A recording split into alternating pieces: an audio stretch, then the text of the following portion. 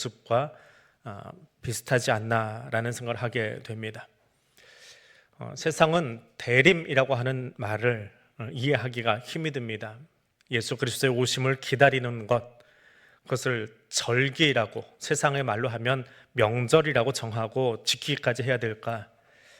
연말에 가장 큰 장식을 하고 연말 준비하면서 그 절기를 지키는 교회를 예수를 알지 못하는 사람들은 이해하기가 힘든 것이 사실입니다.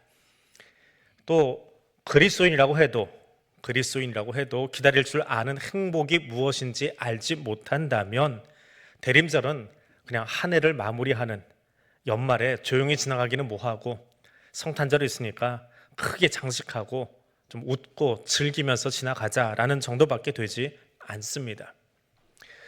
여러분이 신앙생활 하신 만큼, 교회 다닌 만큼, 설교 들은 만큼 대림절은 무엇인지 이미 다 알고 있을 겁니다.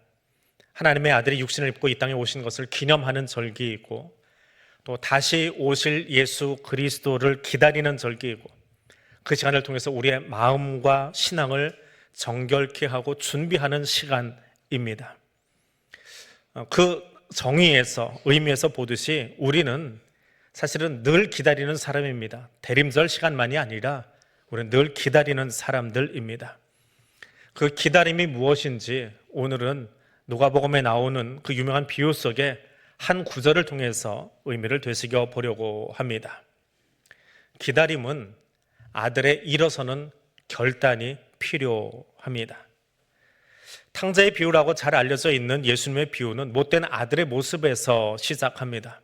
이 못된 아들이 아버지에게서 상속받을 재산 미리 받아서 집을 나갑니다. 집을 떠나서 허랑방탕하게 생활하다가 가지고 나간 돈을 다 소진하고 맙니다. 엎친 데 덮친 격으로 거기에 흉년까지 겹치자 경제적으로 또 정신적으로 매우 곤핍한 상태가 되었습니다. 그래서 별 수 없이 쥐업 열매로 배를 채우고 있었습니다. 사실 쥐업 열매보다 더 불쌍하고 곤핍한 것은 유대인이 가장 혐오하는 돼지를 키우면서 살아야 되었다라고 하는 것입니다.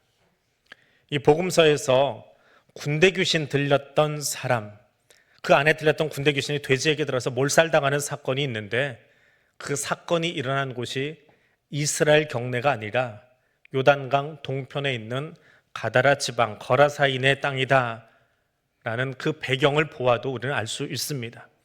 돼지는 이스라엘 땅 안에서 키우지 않았습니다. 데살로니가 지역, 이방인의 지역에서 키울 만큼 유대인들에게는 멀리 하고 싶은, 아니 가까이 할 수 없는 것이 그 짐승인데, 그 짐승 키우면서 쥐업 열매 먹고 있었던 아들이 오늘 본문 20절에서 일어났습니다.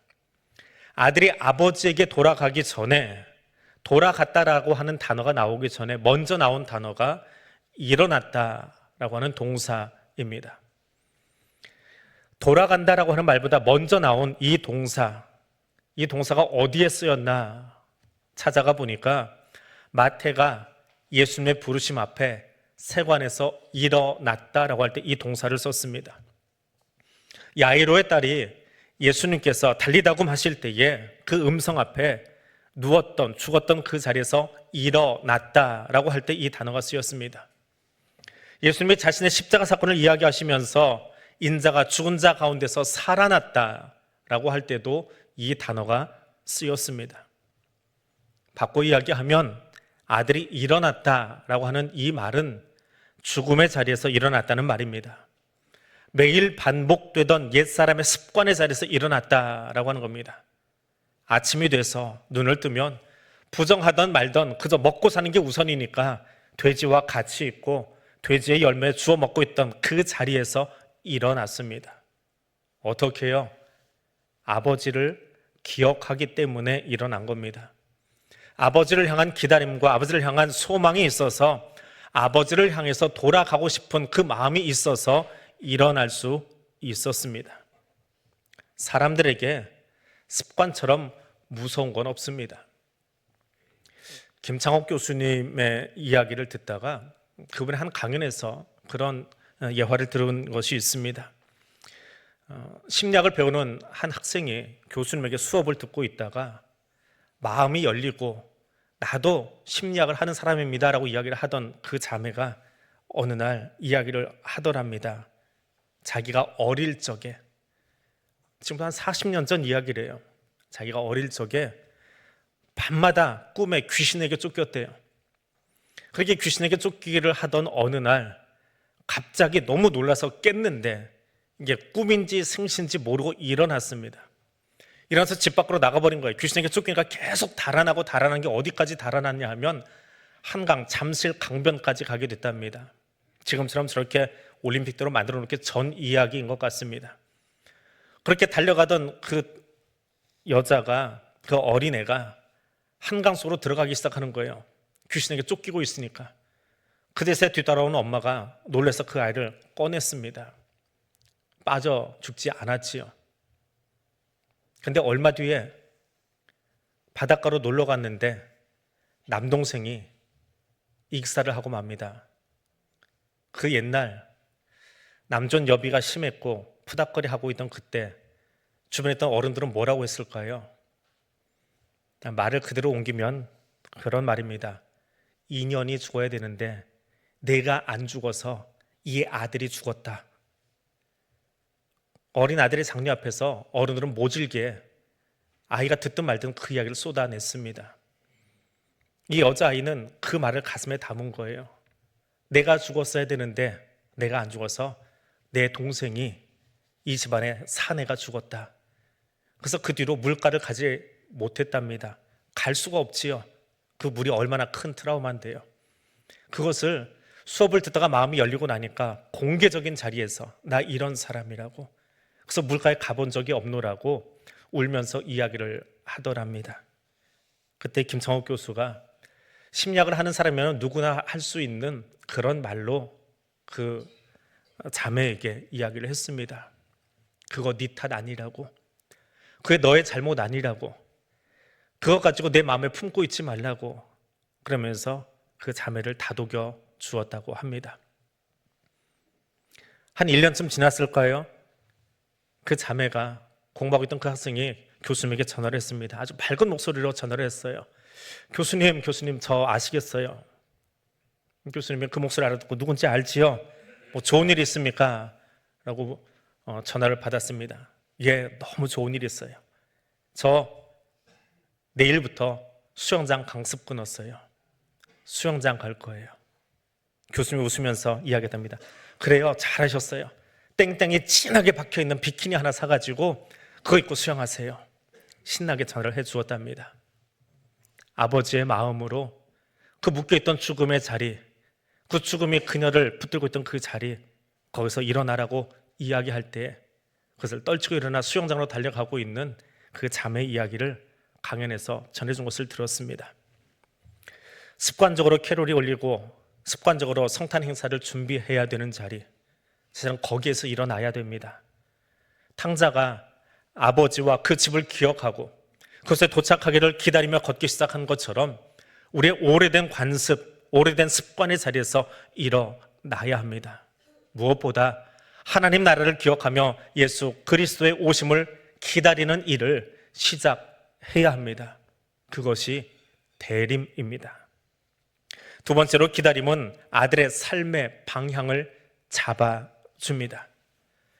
탕자가 아버지께로 돌아가니라. 아들의 행동과 방향이 보입니다. 기다림은 정적인 사건이 아닙니다. 기다림은 행동입니다. 행동해야 합니다.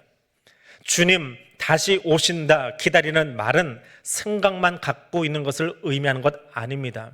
그 생각이 자신의 삶의 모습이 되도록 방향을 잡고 움직여야 됩니다. 이 탕자의 비유라고 알려져 있는 이 본문을 설교한 설교 제목들을 이리저리 검색하고 모아놓으면 한결같이 아들의 행동 방향에 대한, 아버지의 행동에 대한 이야기들을 적어놓고 있습니다. 근데 그것은 설교자의 취향도 깊은 묵상도 아닙니다. 이미 예수님의 말씀 속에 이 문장이 들어가 있습니다. 예수님은 비유에서 아들의 방향을 분명하게 적고 있습니다. 아들이 자신의 아버지에게로 돌아갔다. 헬라어 본문은 또박또박 이 세 글자를 적어 놓고 있습니다. 비록 자신의 말이 아버지를 아프게 했고 불효했고 죄를 지었지만 아버지를 만날 기다림과 결단은 아들의 머릿속 생각으로만 머물지 않았습니다. 일어난 후에는 아버지에게로 돌아가야 합니다. 2000년 전 들판에 있던 목자들도, 성전에 있던 그 선지자도, 광야에 있었던 그 사람들도, 예수의 오심을 기다리던 사람들은 한결같이 넉넉고 하늘만 바라보고 있던 사람들이 아닙니다. 그것은 오늘 우리도 마찬가지입니다. 다시 오실 주님을 기다리는 우리의 신앙의 자리도 마찬가지입니다. 행동이 있어야 합니다. 주님이 언제 오실지 모르지만 기름을 채우고 있던 다섯 처녀처럼 행동해야 됩니다. 삶의 방향과 구체적인 모습이 있어야 합니다. 그것이 기다림입니다. 기다리지 않아도 봄은 옵니다. 그러나 기다리지 않고 맞이하는 봄은 봄이 아닙니다. 피아노 연주하시는 분들 그 손가락 한번 보십시오. 연주하는 모습을 한번 보십시오. 저도 피아노 칠 줄은 압니다. 근데 저는 손가락만 움직입니다. 좀 낮춰 말해서 저는 뚱땅거릴 줄을 압니다. 근데 연주는 못해요. 뚱땅거림만 있지요. 뚱땅거리는 것과 피아노를 연주하는 것이 뭐가 다른가요? 저는 손가락 끝만 움직입니다. 음만 짚어줄 뿐이지요. 근데 피아노 연주자들은 그렇지 않습니다. 온 몸을 움직입니다. 춤을 추듯이 피아노 앞에서 몸을 움직이고 흔들고 일으켜 세워서 그 피아노에 자기를 실어냅니다. 그 생각과 감동과 감격을 몸의 움직임을 통해서 손가락 끝으로 전달을 하고 그것이 건반을 건드리고 음악이 되게 합니다. 손가락이 아니라 온 몸으로 이끌어내는 그 사람을 우리는 피아니스트라고 부릅니다. 신앙도 마찬가지입니다. 신앙은 관념이 아닙니다. 생각에 머무르는 것이 아닙니다. 손가락으로 하는 것 아닙니다. 그냥 직분이라는 이름 가지고 있다고, 성도라는 이름 가지고 있다고 그리스도인 되는 것 아닙니다. 대림의 기다림은 우리 신앙의 방향을 바로 잡아줍니다.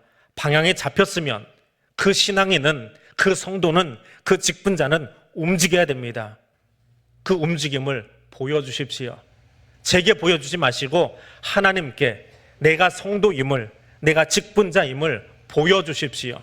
그것이 대림의 신앙을 살아가는 저와 여러분의 이 마지막 날의 삶의 모습입니다. 세 번째로, 기다림은 아버지의 긍휼의 마음입니다. 기다리면 뭐가 필요할까요? 아들에게는 일어서는 것이, 돌아가는 것이, 달려가는 것이 결단이 필요했습니다. 아버지는 한 가지만 필요합니다. 기다려 주십니다. 언제부터요? 아들이 집을 나간 순간부터 기다리셨습니다. 하나님은 우리가 죄를 범하고 에덴에서 쫓겨난 순간부터 새 하늘과 새 땅을 준비하셨습니다. 메시아 예언은 예언서에서 시작하지 않았습니다. 창세기에서 이미 시작했습니다. 하나님의 긍휼의 마음은 창세기에서부터 우리를 향하고 있었습니다. 오죽하면 비유 속에 이 아버지는 아직 거리가 멀리 떨어져 있는데 그를 보았습니다. 돌아오는 아들을 보았습니다. 내 아들은 저렇게 주눅들지 않았어. 내 아들은 저렇게 냄새나는 사람이 아니야. 내 아들은 저렇게 볼품 없지 않아. 그렇게 말하지 않습니다. 아버지는 그저 있는 모습 그대로 어깨가 처져 있고 주눅들고 냄새나고 신발이 떨어져 있어도 그저 내 아들입니다. 단번에 알아봅니다. 군에 가 있는 아들을 보려고 찾아간 부모님들, 그 경험 있으신 분들은 알 겁니다. 논산훈련소에 가면 한 기수에 수백 명씩 아이들이 훈련을 받고 훈련이 끝난 뒤에 면회를 위해서 저 앞서 걸어옵니다. 똑같은 군복에, 똑같은 군화에 똑같이 까까머리가 되어가지고 제식 동작에 맞춰서 똑같이 걸어오는 아이들. 근데 부모는요, 아버지는요, 그 속에 있는 아이들 중에 내 아이를 알아봅니다. 수백 명이 똑같은 제식 동작에 맞춰서 똑같은 까까머리로 걸어오고 있는데 저기 내 아들이 있다고 딱 집어서 내 아들을 찾아냅니다. 그것이 부모입니다. 아직 거리가 멀리 있는데 군인들이 걸어오고 있는데 그건 제3자지요. 부모는 알아보는데 옆에 따라간 친척들은 한참 걸려야 자기 조카를, 자기네 식구를 알 수 있습니다. 아버지는 아무리 멀리 있어도 알아봅니다. 수백 명이 아니라 수천 명이 한꺼번에 서 있어도 거기 내 아들은 정확하게 찾아냅니다. 그 마음이 아버지로 하여금, 아들로 하여금 기다림의 시간을 함께 할 수 있게 만들어주는 원동력입니다. 이 아버지의 마음을 본문에서 딱 하나의 단어로 표현했습니다. 하나님이 우리에게 보여주시는 마음입니다. 글자 수가 좀 많아요. 다른 헬라어보다 글자 수가, 이 단어, 글자라고 하죠. 글자가 좀 많습니다. 스플랑크니조마이라고 부릅니다. 스플랑크니조마이, 우리말로는 긍휼히 여기다, 동정심을 갖다, 측은히 여기다 라는 뜻이 있습니다. 근데 사전보다는 이 단어가 쓰인 곳을 찾아가 보면 스플랑크니조마이가 어떤 뜻인지 아주 분명해집니다. 귀신 들린 사람을 보고 스플랑크니조마이 했습니다. 병에 걸린 사람 보고 예수님이 안타까워했습니다. 눈이 보이지 않는 시각장애인을 바라보고 안타까워했습니다. 사별에서 혼자 된 여인을 바라보고 주님이 안타까워하셨습니다. 배고파 굶주리고 있는 들판의 사람들을 보고 안타까워했습니다. 목자 없는 양같이 남의 나라 식민 지배를 받고 있는 그 사람들을 바라보며 안타까워하셨습니다. 그 사람들을 바라보는 주님의 마음이 스플랑크니조마이입니다. 지금 동굴 밖에서 걸어오고 있는 그 아들을 바라보는 아버지의 마음이 바로 이 마음, 스플랑크니조마이입니다. 내 아들이 그런 모습으로 지금 저 멀리서 걸어오고 있는 것이 아버지의 눈에 보였습니다. 어떻게 해야 되나요? 아들은 미안하고 송구스럽고 죄송스럽고, 그래서 어깨도 처지고 신발은 떨어지고 몸은 엉망이 되어서 돼지 냄새로 가득해서 투벅투벅 걸어오고 있는데, 아버지는 경기장의 선수처럼 뛰어 달려 나갑니다. 바울의 서신에서 그리스도인들이 경기장을 뛰어가는 운동선수 같다, 다름박질하라, 그 단어가 이 아버지의 행동으로 쓰였습니다. 우리는 죄송해서 뚜벅뚜벅 터벅터벅 걸어가고 있는데 하늘 아버지는 나를 향해서 단거리 경주 선수처럼 달려와 주십니다. 뛰어와 주십니다. 우리는 걷고 있는데요, 아버지는 뛰어와 주십니다. 아버지의 기다림, 아버지의 긍휼, 아버지의 달려감, 왜 그렇게 뛰어오시나요? 왜 이렇게 달려오십니까? 좋아서요? 반가워서요? 맞습니다. 그러나 진짜는 비유 속에 있습니다. 예수님의 비유 속에 들어가 있습니다. 아버지가 뛰어오신 이유는 그 아들의 필요를, 그 아들의 부족한 것을 채워주시려고요. 다 쓰고 탕진해서 빠져나간 가락지 다시 끼워주시고, 떨어진 신발 다시 신겨주시고, 더러워진 몸 닦아주시고, 헤어진 옷 입혀주시고, 굶주린 배 채워주시고, 아들의 필요를 다 채워주시려고, 그거 빨리 채워주고 싶어서 뛰어오시는 분이 우리 하나님 아버지이십니다. 그것이 아버지의 기다림입니다. 대림의 시간은 머릿속에 있는 것 아닙니다. 나를 향해서 그 필요를 채워주시려고 지금 달려오고 계시는 그 주님을 만나는, 그 주님과의 만남을 경험하는 은혜의 시간 되시기를 바랍니다. 대림절 첫 주일입니다. 2000년 전 우리를 찾아와 주신 성자 하나님께 감사와 찬송을 드리고, 또 다시 오실 예수 그리스도의 재림을 기다리며 옛 습관의 자리에서 일어나십시오. 그리고 삶의 방향이, 신앙의 방향이 정해졌거든 행동하십시오. 말로만 성도라 하지 마시고, 이름만 직분자라 하지 마시고, 이름만 더 걸고 있는 사람 되지 마시고 행동하십시오. 움직이십시오. 그 움직임을 하나님께, 이웃 사람들에게 보여주십시오. 그리고 무엇보다 그런 나의 마음과 자세보다 더 큰 사랑으로 달려오고 계시는 하나님의 마음을 만나는 이 시간, 그래서 경험하는 대림의 시간, 그 사랑의 품에 안기는 이 아침 되시기를 주님의 이름으로 축복해 드립니다. 기도하겠습니다. 사랑의 하나님, 감사합니다. 마라나타, 주 예수여 오시옵소서. 내가 주님을 기다립니다. 그런데 나의 기다림보다 더 큰 사랑으로 기다리며 달려오시는 주님을 만납니다. 나보다 더 크게 웃으며 달려와 나를 안아주시는 사랑을 만납니다. 감사합니다. 나를 위해 모든 것을 주시는 하나님 사랑, 그 사랑의 만찬 앞으로 나아갑니다. 이 성만찬 식탁에서 나를 기다려주시고 만나주시는 하나님을, 그 사랑을 맛보